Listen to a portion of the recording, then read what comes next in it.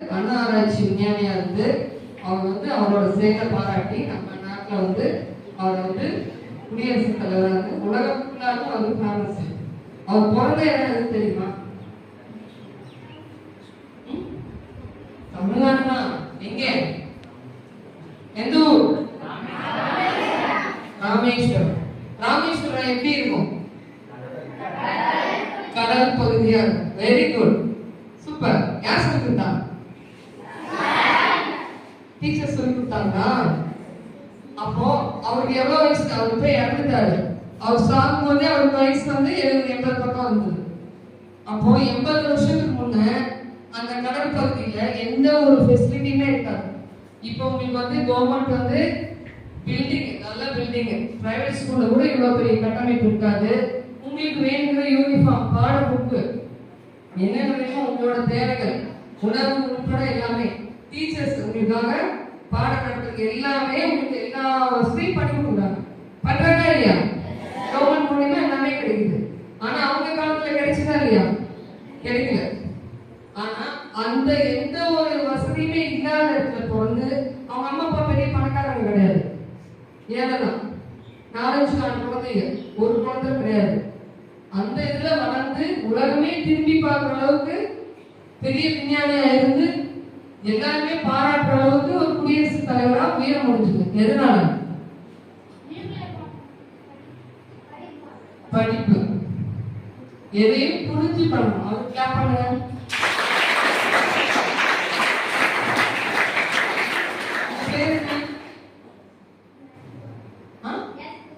எந்த class? Very good. படிச்சா எதையும் சாதிக்கலாம். படிச்சா சும்மா மக்கப் பண்ணக்கூடாது, எனக்கு வாமிட் பண்றது கிடையாது. நம்ம புரிஞ்சு பண்ணணும். ஒரு செயலும் எப்படி இது பண்ணனா இதோட பின்விளைவுகள் என்ன அப்படிங்கிறது நம்ம புரிஞ்சு பண்ணோம்னா ஈஸியா இருக்கும் படிக்கிறதுக்கு. அதாவது பிற்காலத்துல நம்ம வாழ்க்கைக்கு யூஸ் பண்ணிக்கலாம். இப்ப வந்து அவ்வளோ எந்த வசதியுமே இல்லாத இடத்துல இருந்து அவங்க வந்து அவ்வளவு தூரம் உயரம் வந்திருக்காங்க. இப்போ வந்து நம்ம எல்லா ஃபெசிலிட்டி இருக்கு. அப்போ நீங்க எவ்வளவு உயரத்துக்கு இது பண்ணலாம். நம்மளோட இலக்கே வந்து வானமா தான் இருக்கும். புரியுதா? அச்சீவ் பண்றதுக்கு நம்ம முயற்சி பண்ணிட்டே இருக்கணும். எவ்வளவு தூரம் முடியுமோ அவ்வளவு தூரம் முயற்சி பண்ணி நம்ம மேல வரலாம். இப்ப நான் வந்து இன்ஸ்பெக்டர் ஆயிருக்கேன்.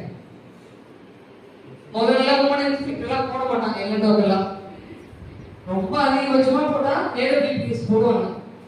இப்போ நாங்க ஜென்ஸ் கீப்லாம் அவங்களோட நல்லாவே ஒர்க் பண்ற அளவுக்கு நாங்க இண்டிவிஜுவலா பண்ணிட்டு இருக்கோம். முடியாதுன்னு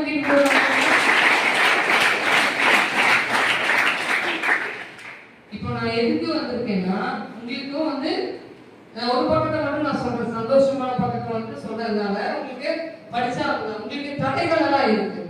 எந்த மாதிரியான தடைகள் இருக்கு சொல்லுங்க பார்ப்போம். தடைகள் எது? முன்னேற விடாம பண்ற தடைகள், சோம்பேறித்தனம், தூக்கம், பொய் சொல்றது, திருடுறது, அதெல்லாமே இருக்கும். அது போக சமூகத்துல என்ன பண்றாங்க, குழந்தைகளை வந்து சின்ன வயசுல நீங்க அம்மா அப்பாக்கு நீங்க உங்களை வந்து வேலைக்கு அனுப்பிச்சா ஒரு நாளைக்கு 500 ரூபாய் கிடைக்கும். கூலி வேலைக்கு எங்கேயோ பக்கம் அனுப்பிச்சா கிடைக்கும். ஆனா நம்ம படுற கஷ்டம் நம்ம குழந்தைக்கு படக்கூடாது, அவங்க வந்து நல்லா உயரமான நிலைமைக்கு வரணும் அப்படின்னு சொல்லி அவங்க கஷ்டப்பட்டாலும் உங்களை வந்து ஸ்கூலுக்கு அனுப்புறாங்க. நீங்க என்ன பண்ணணும், நல்லா படிக்கணும். ஆனா உங்களை படிக்க விடாம கெடுத்து உங்க வாழ்க்கை பாதையை புரட்டி உங்களோட லைஃபை வந்து சேதப்படுத்துறதுக்கு நிறைய வழிகள் இருக்கு. அந்த வழிகளை நீங்க மாட்டி உங்களோட வாழ்க்கையை இழந்துடக்கூடாதுங்கிறதுக்காக தான் காவல்துறை சார்பில் உங்களுக்கு வந்து விழிப்புணர்வுக்காக நான் இங்க வந்திருக்கேன். எது ஃபர்ஸ்ட் சொல்லுங்க பாப்போம். போதைப் பொருள் என்னென்ன? கஞ்சா, குட்கா, ஆன்ஸ், கூலிப்பு, பீடி, சிகரெட்டு, அப்புறம் டாஸ்மாக்ல இருக்கக்கூடிய மது வகைகள், அது எல்லாமே போதை ஊட்டக்கூடிய பொருட்கள். அது என்ன ஆகும்னா, போதையை அதிகமாகும் போது என்ன ஆகும், சிறு மூளை வேலை செய்யாது. மூளை வேலை செய்யா முடிவெடுக்க முடியாது. இப்போ வண்டியை ஓட்டிட்டு போனாங்கன்னா போதையில வரும்போது திடீர்னு வண்டிக்கு குறுக்க யாரோ வந்து ஒரு ஆடோ மாடோ குறுக்க வந்து இல்லை மனுஷனே குறுக்க வர்றாங்கன்னா அந்த சிறுமூளை தான் வந்து டக்குனு உங்களுக்கு உத்தரவு போடும். இந்த மாதிரி பிரேக் போடு, இந்த பக்கம் திருப்ப, அந்த பக்கம் திருப்ப அப்படின்னு சொல்லி உங்களுக்கு கண்ட்ரோல் பண்ணும். அப்போ போதைக்கு அடிமையா இருந்தா அந்த மூளையினால செயல்பட முடியாது. நேரா போய் அடிபட்டு ஆக்சிடென்ட் ஆகி போக வேண்டியதுதான். அப்படி இல்லாம ஆக்சிடென்ட் ஆகி செத்து போயிட்டா கூட ஒரு நிமிஷம்ல அழுது ஒரு 10 நாள் வந்து அடுத்த வைப்பாங்களா. ஆனா ஆக்சிடென்ட் ஆகி கை கால் போய் நிரந்தர ஊனமா கோமா ஸ்டேஜ்ல அந்த மாதிரி நிறைய இருக்காங்க. நம்ம நாட்டுல அதிகமா போதைப் பொருளால நிறைய குடும்பம் அழிச்சு தெருவுக்கு வந்திருக்கு. நானே நிறைய வீட்டுக்குள்ள போய் பார்த்துருக்கேன். அப்பதான் ரொம்ப வேதனையா இருக்கும். பார்த்தா கையில ஒரு குழந்தை இருக்கும், வயிற்றுல ஒரு குழந்தை இருக்கும், அவன் பார்த்தா செத்து கிடப்பான். இறுதி அடக்கத்துக்கு கூட அவங்க கிட்ட காசு இருக்காது. அந்த மாதிரி நிறைய போதைக்கு அடிமையானதால அந்த குடும்பங்கள் எல்லாம் நடுத்தருவில் நிற்குது. அதுக்கெல்லாம் வந்து அவங்களுக்கு விழிப்புணர்வு ஏற்படுறதுக்கு ஆட்கள் இல்லை. இந்த குறிச்சு எடுத்து சொல்றதுக்கு நல்லது இது கெட்டதுன்னு சொல்றதுக்கு ஆட்கள் யாரும் இல்லை அவங்களுக்கு. இப்ப நீங்க ஸ்கூலுக்கு வர்றதுனால உங்களுக்கு வந்து இது நல்லது இது கெட்டதுங்கிறது பகுத்தறியக்கூடிய அறிவு இருக்கு. அவங்களுக்கு அது இல்லாதனால எல்லாம் வீணா போயிட்டாங்க. அதெல்லாம் போனா ஒரு வழி பாதை, திரும்பி வர முடியாது. ஒன்ஸ் வந்து அந்த ஒரு வழி பாதைக்கு வந்து கவர்ச்சி அதிகம், அட்ராக்ட் பண்ணும் உங்களை, வான்னு கூப்பிடும். ஆனா போயாச்சுன்னா அதோட முடிஞ்சது. திரும்பி வாழ்க்கையே திரும்பி வர முடியாது, எந்த வேலைக்கு போக முடியாது, அனாதையே அசிங்கப்பட்டு எந்த ஒரு மரியாதையும் இருக்காது. இப்ப நான் வந்தோன்னா எல்லாரும் கிளாப் பண்ணீங்களா? கிளாப் பண்ணீங்களா இல்லையா? எதுக்கு அந்த கிளாப் பண்ணீங்க? என்னோட பதவிக்கான மரியாதை. இதே நான் தோட்டத்துல வயல்ல வேலை செஞ்சுட்டு இருக்கேன், எனக்கும் கிளாப் பண்ணீங்களா? பண்ண மாட்டீங்களா? அப்போ அந்த பதவிங்கிறது நம்ம கஷ்டப்பட்டு வர்றது, உடனே யாரும் தூக்கி கொடுக்க மாட்டாங்க. அந்த பதவிக்கு வரது நாங்க 1 year ட்ரைனிங் எடுக்கணும். துப்பாக்கி எடுத்து ஓடணும், எக்ஸசைஸ் பண்ணணும், காலையில 5 மணிக்கு கிரவுண்ட்ல ஓடணும், எல்லா எக்ஸசைஸ் பண்ணணும். வீட்டுக்கு சாயந்தரம் ஒரு பரேடு வைப்பாங்க, பனிஷ்மெண்ட் அதிகமா இருக்கும், வீட்டை பார்க்க முடியாது, எதுவுமே எங்களுக்கு எல்லாமே இப்போ வரைக்குமே அதுதான். எல்லாமே அந்த கட்டளைப்படி தான் நடந்துக்கணும். நாங்க இண்டிவிஜுவலா இது பண்ண முடியாது. ஆனா அத்தனையும் பொறுத்தவரை ஒரு தங்கத்துல ஒரு நகை உருக்கணும்னா அந்த நகையை வந்து உருக்கி பண்ணி அதை வந்து ஒரு செயினா பண்ணணும்னா அந்த தங்கம் வந்து எல்லாத்துக்கும் அடிபடணும். எல்லா இதுவும் பண்ணாதான் நம்ம பண்பட்டு வருவோம். அதுக்குதான் சோதனைகள் எல்லாம், அதுக்குதான் நம்மளை வந்து பண்பட்டு. அதை பார்த்து நம்ம வந்து சோர்ந்து போயிடக்கூடாது. அதை வந்து அதே தாண்டி நம்ம முன்னேறது தான் பார்க்கணும். அந்த டைம்ல வந்து ஃப்ரெண்ட்ஸ் வந்து ஒரு பையன் கெட்டு போனோம்னா மற்ற பையனையும் சேர்த்து கெடுப்போம். அந்த மாதிரி யாராவது இருந்தாங்கன்னா நீங்க எங்களுக்கு தகவல் கொடுங்க. இந்த மாதிரி இந்த பையன் கஞ்சா போடுறான், ஆர்சி குடிக்கிறான் போடுறான், இந்த மாதிரி ஐஎம்எஃப்ல இருந்து டாஸ்மாக் இதெல்லாம் யூஸ் பண்றான் அப்படின்னு ஏதாவது தகவல் இருந்தா எங்களுக்கு சொல்லுங்க. அந்த குழந்தைங்களுக்கு யார் கொடுக்குறாங்களோ அவங்க மேல நாங்க சட்டப்படியா நாங்க நடவடிக்கை எடுத்து அந்த குழந்தைய வந்து போதையில இருந்து மீட்டு கொடுக்கறதுக்கு என்ன ஹெல்ப்போ அதெல்லாமே நாங்க பண்ணித்தரோம். நீங்க சொல்லக்கூடிய தகவல்கள் வந்து நாங்க யாருக்கும் வெளியில இன்னாதான் சொன்னாங்கிறது நாங்க வெளிப்படுத்த மாட்டோம். அதுக்கு இன்னொன்று போக்சோ. அது என்னன்னா குழந்தைகளை வந்து பாலியல் துன்புறுத்தல் பண்றது. அது தேவையில்லாம குட் டச் பேட் டச் எல்லாம் சொல்லி கொடுங்க. டீச்சர் சொல்லி கொடுத்துருக்கீங்களா குழந்தைகளுக்கு? இது வரைக்கும் சொல்லி கொடுத்துருக்கீங்க. இந்த இடத்துல தொட்டா தப்பு இல்லை, இந்த இடத்துல தொட்டா தப்பு அப்படின்னு சொல்லி கொடுத்துருக்காங்களா டீச்சர்? அந்த மீறி பேட் டச்னு சொல்லக்கூடிய இடத்துல யாராவது கை வச்சாங்கன்னா நீங்க சொல்லணும், உங்க பேரண்ட்ஸ் கிட்ட சொல்லலாம், இல்லைன்னா டீச்சர்ஸ் கிட்ட வந்து சொல்லலாம், கம்ப்ளைண்ட் பண்ணலாம், இல்ல அங்கேயே கட்டலாம். என்ன எதுக்கு சொல்றீங்க தேவையில்லாதனால வெளியே தள்ளி நில்லுங்கன்னு சொல்லி கத்துனீங்கன்னா உங்களுக்கு பக்கத்துல வர மாட்டாங்க. நீங்க பயந்துக்க கூடாது, எக்காரணத்தை மட்டும் யாருக்கும் எதுக்காக பயந்துக்க கூடாது. கேள்வி கேட்கணும், உங்களுக்கும் தான் பசங்களுக்கும் தான். யாரும் தேவையில்லாம உங்களை தொடர்ந்து அலோவ் பண்ணாதீங்க, புரியுதா? அந்த மாதிரி பண்ணா அவங்களுக்கு தண்டனை இருக்கு, பெரிய பெரிய தண்டனை இருக்கு. 10 வருஷம் 20 வருஷம் தண்டனை, குறைஞ்சபட்ச தண்டனையே 10 வருஷம் தான். 10 வருஷத்துல 25 வருஷம் வரைக்குமே தண்டனை இருக்கு போக்சோல. குழந்தைங்க எதுக்கு அவ்வளவு அதிக தண்டனைனா நீங்க தான் இந்த நாட்டோட கண்கள் தூண்கள், சமுதாயத்துக்கு தூண்கள். நீங்க வளர்ந்துதான் இந்தியாவை வந்து காப்பாற்றணும். உங்களோட பாதுகாப்பு தான் மெயின். உங்களை எப்படி கொண்டு வரணுமோ அந்த மாதிரி சிறையை செலுத்துற மாதிரி நீங்க நல்லா செதுக்கி நல்லா வந்து உயரத்துக்கு கொண்டு போனாதான் அந்த நாடு முன்னேறும். அதுக்காக தான் இவ்வளவு தூரம் கஷ்டப்படுறது. நீங்க படிச்சு நீங்க நல்லா மேல வந்து உங்க ஊரை மேல கொண்டு வரணும், நாட்டை முன்னேற்றணும், அதுக்குதான் படிக்கிறோம். சும்மா பாட புத்தகத்துல இருந்து மக்கப் பண்றது நம்ம இது கிடையாது. அதை நீங்க படிக்கிறத வந்து செயல காட்டணும், நல்லது பண்ணணும், 4 பேருக்கு நல்லது பண்ணணும். உங்களை பார்த்தா இவங்க வந்து இவ்வளவு ஹெல்ப் பண்ணுவாங்க, எவ்வளவு பேருக்கு இவ்வளவு ஹெல்ப் பண்ணியிருக்காங்கன்னு உங்களை பார்த்து எல்லாருமே அதிசயப்படுற அளவுக்கு உங்களோட வளர்ச்சி இருக்கணும். நம்மளை பார்த்து குடிச்சிட்டு போதையில ரோட்ல கிடந்தோம்னா கூட்டிட்டு போவாங்க. நம்மளை பார்த்தா பண்ணுவாங்களா இல்லையா? போதையில ரோட்ல கிடக்கிறவங்களை பார்த்து அருவருப்பா பார்ப்பாங்களா இல்லையா? அதே மரியாதை இப்ப நான் வந்து கேட்கறீங்களா இல்லையா? அது ரெண்டுக்கு வித்தியாசம் தெரியுது அவங்களுக்கு. அப்போ நம்ம கை தட்டுற மாதிரி வாழ்க்கை வாழணும். புரியுதா? நான் சொல்ற விஷயம் புரிஞ்சுதா புரியலையா? அதே மாதிரி நம்ம என்ன டிராபிக் ரோட் ரூல்ஸ் வந்து எல்லாருமே கடைபிடிக்கணும். நம்ம ஒரு அவன் கரெக்டா இருக்கும் நம்ம அப்படிதான் போவோம் அப்படின்னு இருக்கக்கூடாது. ரோட் ரூல்ஸ் சாலையோட இடது பக்கத்துல தான் நம்ம எப்பவுமே போறப்போ யூஸ் பண்ணணும். அதே மாதிரி அந்த நடந்து போறோம்னா அந்த வெள்ளைக்கோட்டு உள்ளதான் போகணும். டூ வீலரும் அப்படிதான். வெள்ளைக்கோடு இருந்ததுன்னா ரோட்ல அந்த டூ வீலர் வந்து வெள்ளைக்கோட்டை தாண்டி உள்ள போகக்கூடாது.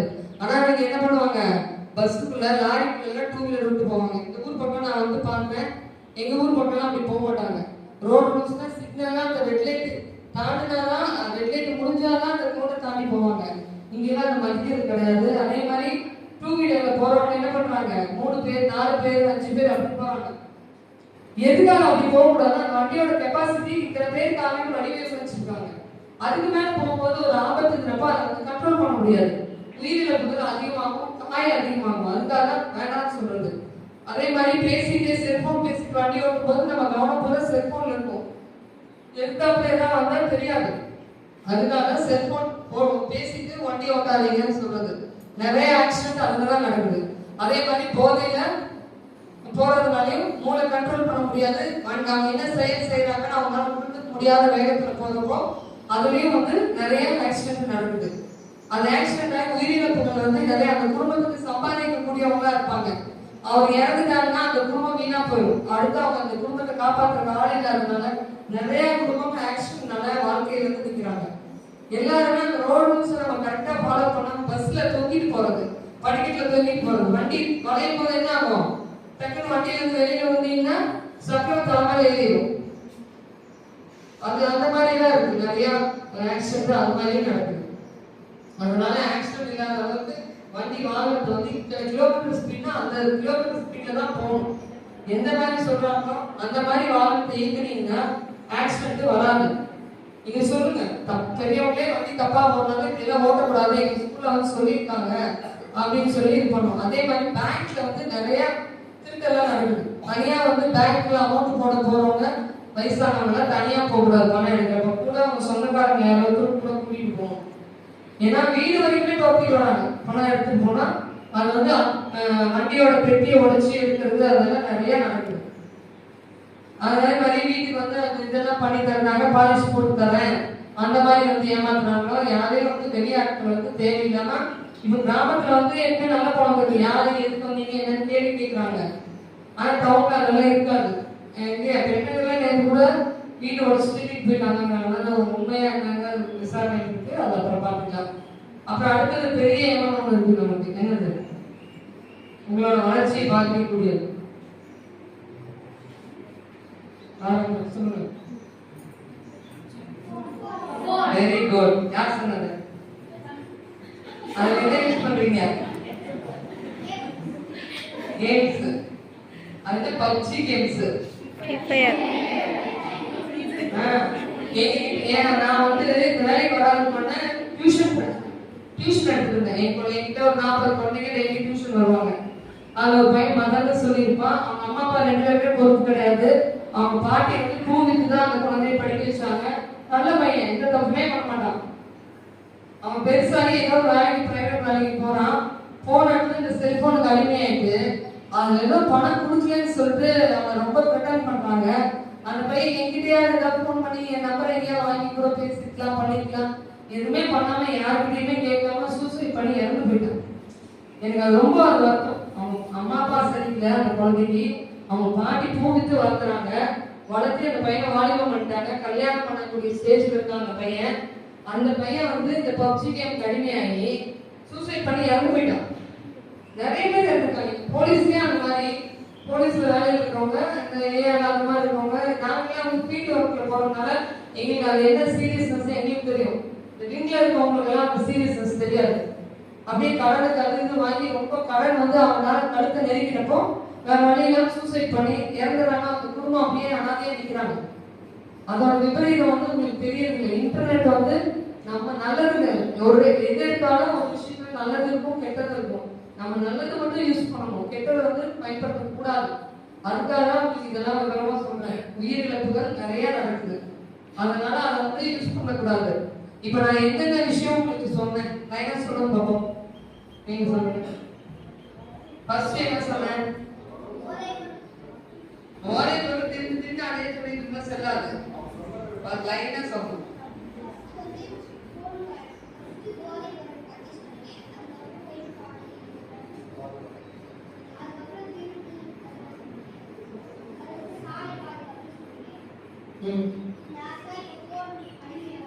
வெரி குட், கிளாப் பண்ணுங்க.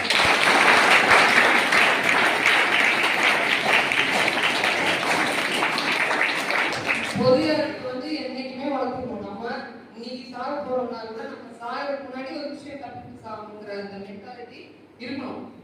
நான் வந்து இன்ஸ்பிரிட் ஆனது 2 பொண்ணு பிறந்த பின்னாடி படிச்சு நான் இந்த வேலைக்கு வந்தேன், தெரியுமா? அது வந்து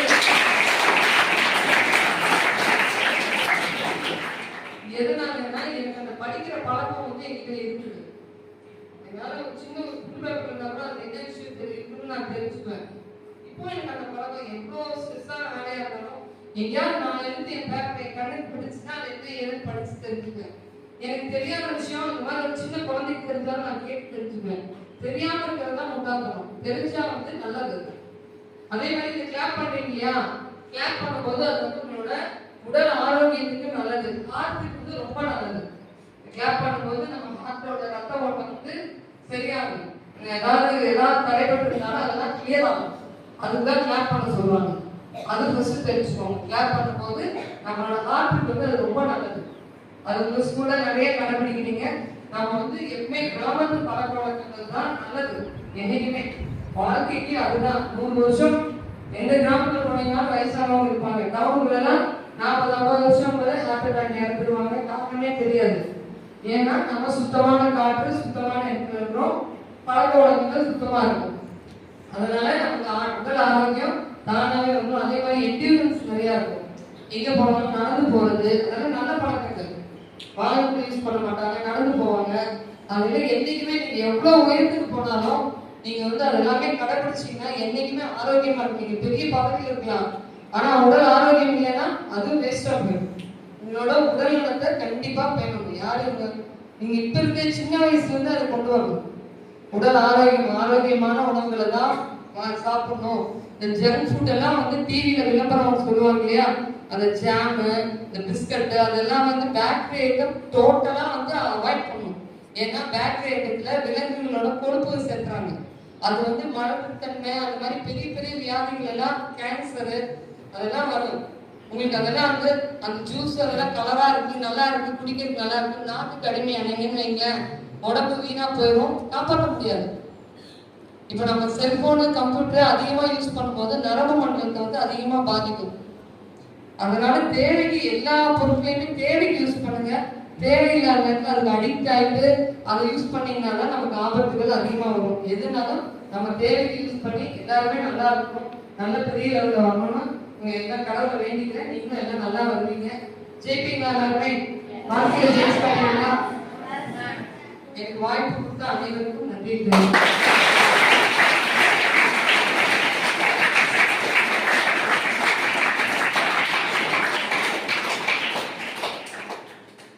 பல்வேறு பணிகளுக்கு மத்தியில உங்களுக்கு தெரியும், ஒரு காவல்துறைன்றது எவ்வளவு சிரமமான பணி அப்படின்றது தெரியும்.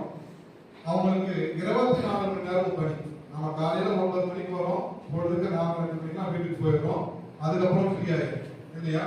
ஆனா இப்ப நம்மளுடைய மேடம் மாதிரி இருக்கிறவங்க எல்லாரும் 24 மணி நேரமும் விழிப்பா இருந்து சமுதாயத்தை பாதுகாத்து போறாங்க.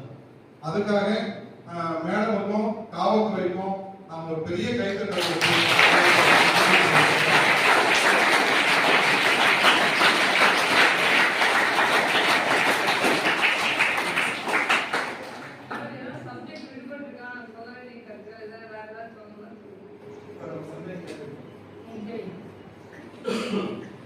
இப்படி பல்வேறு பணிகளுக்கு மத்தியில ஒரு நம் பள்ளிக்காகவும் ஒரு இடத்தை, ஒரு நேரத்தை ஒதுக்கி இவ்வளவு நேரம் மாணவர்களுக்காக செலவழித்து நம்ம எல்லாம் எதிர்காலத்துல ஒரு சிறந்த மனிதனாக மாறவும், ஒரு அரசு பணியை பெறவும் தன்னையே ஒரு உதாரணமாக எடுத்துக்க வேண்டிய நம்முடைய ஆய்வாளர் அம்மா அவர்களுக்கு பள்ளியின் சார்பாக திருத்த கைத்தட்டலோடு நன்றி தெரிவிக்கிறோம்.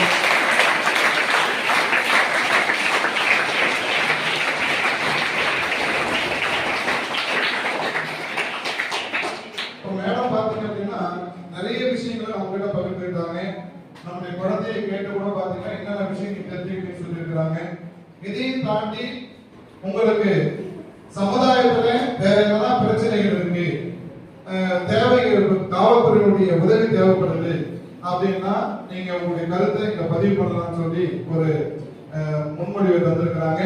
மாணவர்கள் ஏதேனும் கருத்து சொல்வதாக இருந்தால் நீங்க உங்க இடத்துல எழுதி நிக்கலாம். மைக்கும் உங்க இடத்துக்கு வரும்.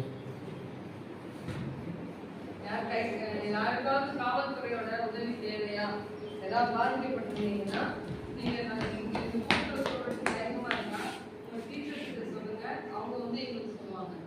புரியுதா? சொல்றது பயமா இருந்தா நேரம் சொல்ல வேணாம். ஆனா உங்களுக்கு எந்த ஹெல்ப் வேணும்னாலும் நாங்க உங்களுக்கு அதுக்கான ஏற்பாடுகள் பண்ணி தருவோம். உங்க கூட இருக்கக்கூடிய பசங்க ஏதாவது போதைப் பொருளை பயன்படுத்தி மயக்க நிறைய இருக்காங்க, அவங்க எந்த வேலையும் செய்யாம இருக்காங்க அப்படின்னு உங்களுக்கு சந்தேகம் இருந்துச்சுன்னா அதை கூட சொல்லலாம். டீச்சர், இந்த பையன் இப்படி இருக்கான், இதை யூஸ் பண்றான், அதனாலதான் அவன் இப்படி இருக்கான் அப்படின்னு நீங்க சொன்னீங்கன்னா போதும். உங்களை யார் என்னன்னு உங்க பேரெல்லாம் எங்களுக்கு தேவையில்லை. அந்த மாணவனை மீட்டு அவனை திரும்பி சராசரி மாணவனா கொண்டு வரக்கு என்னென்ன தேவையோ அது எல்லாமே நாங்க பண்ணி கொடுக்குறோம். நான் சொல்ற விஷயம் உங்களுக்கு புரியுதுங்களா? அதுக்காக உங்களை போதையில இருந்து மீட்கணுங்கிறதுக்காக தான் மெயினா இவ்வளவு தூரம் வரும். அதே மாதிரி பாலியல் வன்கொடுமையில இருந்து மாட்டிக்க கூடாது. நீங்க சாதிக்கிறதுக்காக பிறந்தவங்க சாதனை பண்ணி தான் காட்டணும். மற்ற வீண் என்று நினைத்தாயோ அப்படின்னு இருக்குல்ல, நம்ம வீழவே கூடாது. எந்த சூழ்நிலையும் வீழ்னாலும் அடுத்த நிமிஷம் பீனிக்ஸ் பறவை மாதிரி சாம்பலா போனாலும் அதுல இருந்து மீண்டும் வெளியில வந்துடும். பண்ணுவீங்களா? ஜெயிச்சு காட்டுவோம். மேடம் சொல்றது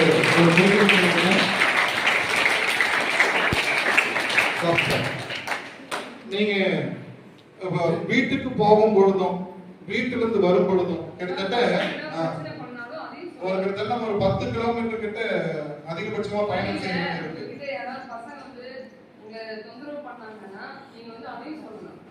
மனசுல வச்சுக்க கூடாது. உடனே நீங்க பள்ளிக்கு ஆசிரியர் சொல்லுவோம்.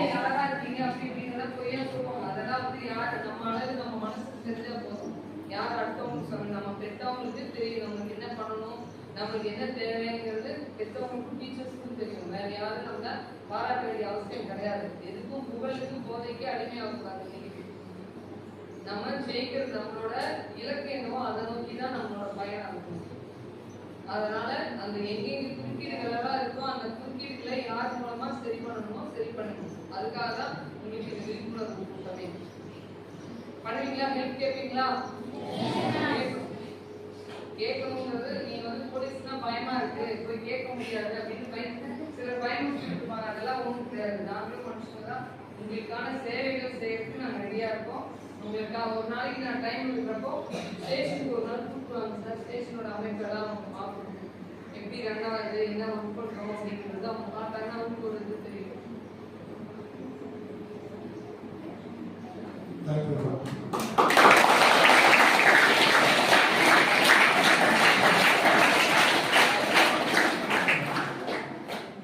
நாம பேருந்துல பயணம் செய்யும் போதும் அங்கங்கே பார்த்துருப்போம். காவல்துறை யாரும் போட்டிருப்பாங்க, நண்பர் அப்படின்னு போட்டிருப்பாங்க. பொதுமக்களுடைய நண்பர், உங்களின் நண்பர் சொல்லியிருக்காங்க. இப்ப அந்த வகையில பாத்தீங்க அப்படின்னா இப்ப மேடம் அவர் அந்த அதிகாரத்தை இருந்தாலும் கூட குழந்தையாக இருந்து டாக்டர் ஏபிஜே அப்துல் கலாமுடைய பிறப்பில் தொடங்கி கடைசியில் பாத்தீங்கன்னா அந்த செல்போனை பயன்படுத்தினா வரக்கூடிய விளைவுகள் வரைக்கும் ரொம்ப சிறப்பா சொல்லியிருக்கிறாங்க. அதே மாதிரி பாத்தீங்கன்னா நமக்கு ஒரு அனுமதி கொடுத்திருக்கிறாங்க. காவல்துறை எப்படி செயல்படுத்துன்றதை பார்க்கறதுக்கான ஒரு அழைப்பை கொடுத்திருக்காங்க. அப்துல் கலாம் ஐயாவோட போட்டோ போட்டு அதுல எழுதியிருக்கிற வாசகம் யார் பார்க்கீங்க சொல்லுங்க. சொல்லுங்க, படிங்க, சொல்லுங்க.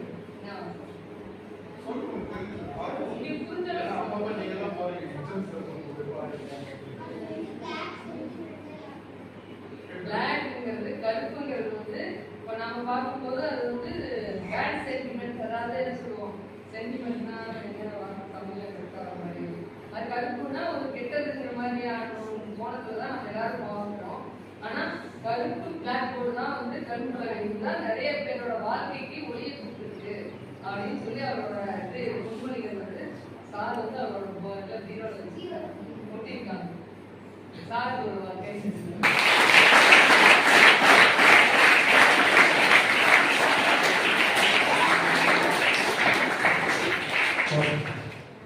மேடம் வரவே சொன்னாங்க, நான் ஒரு சின்ன பேப்பர் இருந்தா கூட எடுத்து பார்ப்போம் அப்படின்னு. எந்த அளவுக்கு வந்து காவல்துறை வந்து மக்களையும் அவங்க போற இடங்களையும் விட்டு நோக்கிட்டு இருக்காங்க பாருங்க. ஒரு 5 நிமிஷம் கூட உட்கார்ந்து கேட்கிறேன் தலைமை ஆசிரியர் நிலையில, அதுக்குள்ள தலைமை ஆசிரியர்கள் என்னென்ன இருந்தது அப்படின்றத அழகா கண்டுபிடிச்சிருக்கிறாங்க. அதே மாதிரி தான் இப்ப நம்ம பேசியிருக்கிறோம், இங்க கூட ஒரு முகத்தை பார்த்தே அவங்க கண்டுபிடிச்சிருவாங்க யார் என்ன என்ன பிரச்சனை இருக்கா அப்படின்னு. அவ்வளவு அனுபவங்களை மேல பெற்றிருக்கிறாங்க. இந்த நேரத்தையும் இந்த நாளையும் ஒதுக்கி பெண்ணகல் பள்ளிக்கு வருகை தந்து எங்களுக்கு ஆலோசனை வழங்கிய அம்மா அவர்களுக்கு ஒரு தேங்க்ஸ்.